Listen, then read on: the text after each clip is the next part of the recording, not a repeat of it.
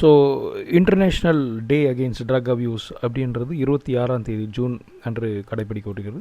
அன்றைக்கி வந்து ஒரு ஆன்டி ட்ரக் அவேர்னஸ் பண்ணணும் அப்படின்றதுனால ஒரு anti drug awareness campaign state வைடாக நடந்தது. ஸோ அதில் வந்து முதலமைச்சர் விஜய் அவர்களும் வந்து அண்ணா சதுக்கம்லேருந்து கலங்கரை விளக்கம் வரைக்கும் ஒரு மராத்தான் நடந்தது, ஒரு 6 கிலோமீட்டர் மராத்தான். அதில் அவர் பங்கேற்று கொண்டார்.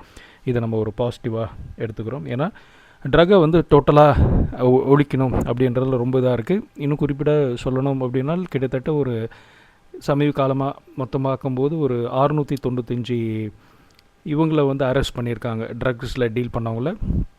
அதே மாதிரி ரொம்ப இந்த ட்ரக் ஒழிப்பில் வந்து ரொம்ப நல்ல செயல்பட்ட போலீஸ்காரர்களை வந்து கௌரவிக்கும் விதமாக ஒரு 15 பேரை வந்து இப்போதைக்கு ஒரு செலக்ட் பண்ணி வச்சுருக்காங்க அப்படின்றது ரொம்ப ஒரு வரவேற்க ஒரு விஷயமா இருக்குது.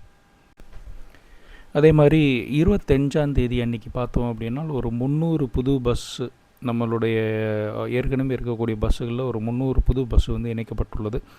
இந்த பஸ்ஸை வந்து முதலமைச்சர் அவர்கள் தான் வந்து ஃப்ளாக் இது பண்ணி ஆரம்பித்து தொடங்கி விட்டார்.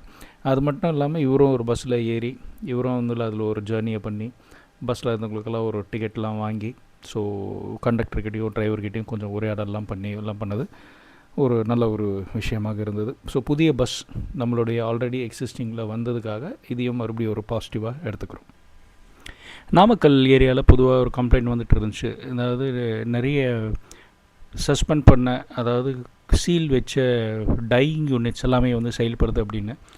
ஸோ விஜயலக்ஷ்மி அமைச்சர் அவர்கள் அவங்க என்ன பண்ணாங்க அப்படின்னா, நேரடியாகவே வந்து அன்றைக்கி ஒரு இரவு போயிட்டு அங்கே எந்த இது இயங்குது அப்படின்னு பார்த்து அதில் வந்து சீல் வச்ச ஒரு டையிங் மெஷின், டையிங் யூனிட்டு ராத்திரி வந்து செயல்படுது அப்படின்றத வந்து பார்த்து கண்டுபிடிச்சி அது வந்து ஒரு ரொம்ப ஒரு சூப்பராக வந்து கண்டுபிடிச்சாங்க. அதே மாதிரி இன்னொன்று ஒரு யூனிட்டும் அதே மாதிரி கண்டுபிடிச்சாங்க. ஸோ இது ரெண்டுமே வந்து பாசிட்டிவாக எடுத்துக்கிறோம்.